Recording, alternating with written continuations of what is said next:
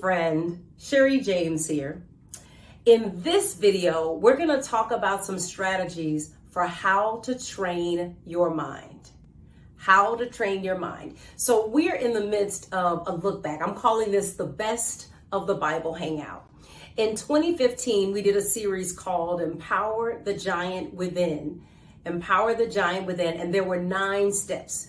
And so last month we did step 1, which was recognize your divine nature. And this month we're on step 2, which is train your mind to think straight. Train your mind to think straight. And so I'm covering it. And so every Monday there's a new premiere. And so this one is part 3 of 4 for this month, how to train your mind. Now, if you are here for the premiere, I want to encourage you to watch all the way to the end because I've got a free gift for you. All right, let's get into it.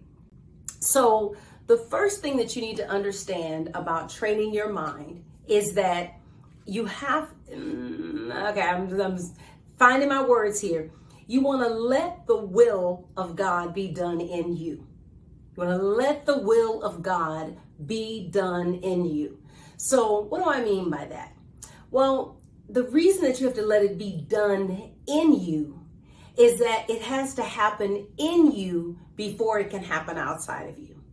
So whatever is written on your heart is going to be in your objective or outside experience. And if it's not written on your heart, if it's not impressed on your subconscious phase of mind, then it can't happen in your experience. And so there is the work that you want to do is internal work. So let's say that you are, like me, a minister who coaches, and you are having difficulty getting your course out or your book turned into a profitable online course.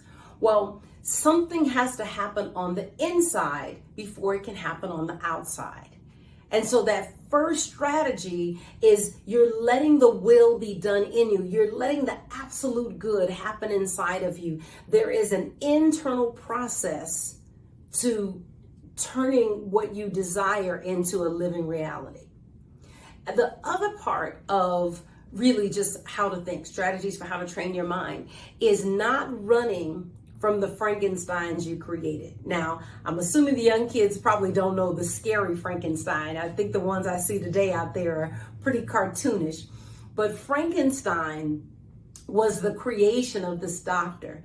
And he created this monster, and then it woke up off the table and chased him around the, laboratory.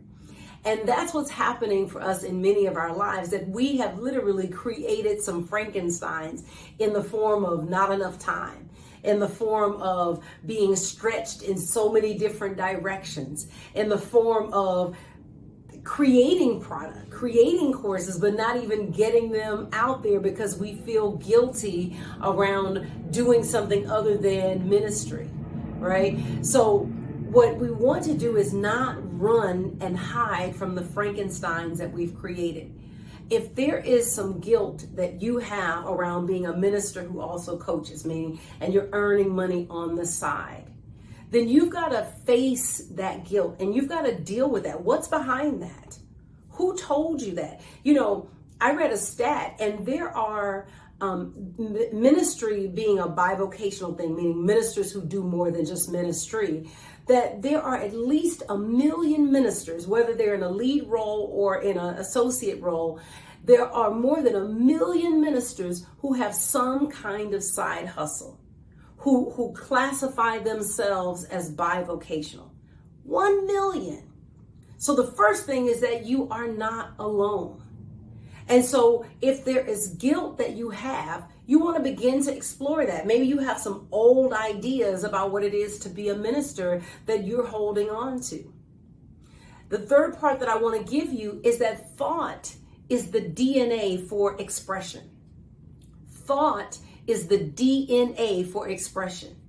So if you're going to change the experience that you're having, I'm going to harp on this guilt thing because it's such a big one. If you're going to change the feeling of guilt that you are having around making money on the side, making money outside of ministry, then it's going to have to begin with changing how you think inwardly. Whatever we write on the inside, we experience on the outside. You know, revisiting this lesson reminded me how important it is to understand and to clarify the outcomes that you have for the clients or the students that you work with. For a couple of reasons. One, when you clarify it, it helps give you confidence. And when you clarify it, it helps you understand and helps you to walk more in your purpose.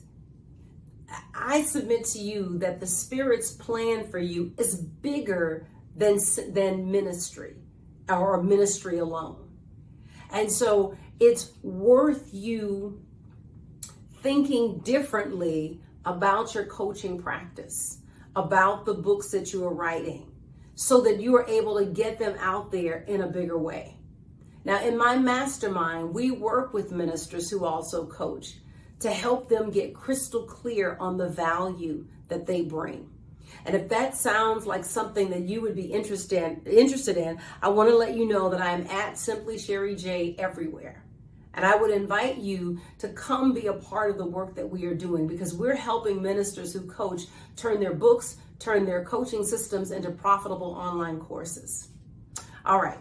On the next screen, you can claim your gift. If you are here for the premiere, then you should be fine claiming the gift. If you got here after the premiere, make sure you mark your calendar so that you know when the next video drops.